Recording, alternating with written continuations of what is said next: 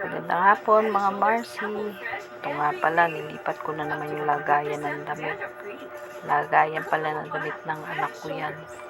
Nakapatong lang yung mga damit namin dyan. Nakita ko pa sa labas, makulimlim.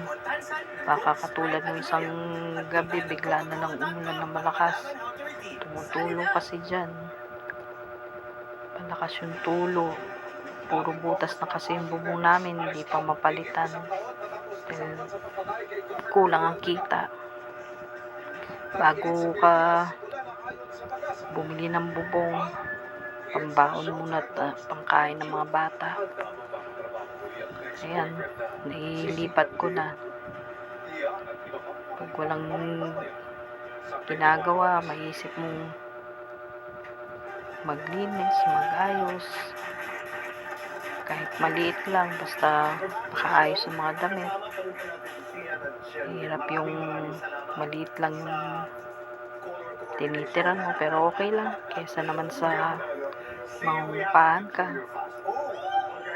Kababayad mo pa lang, isip mo na naman. May utang ka na naman. Ang hirap. Tapos ano lang kinikita ng kasama mo.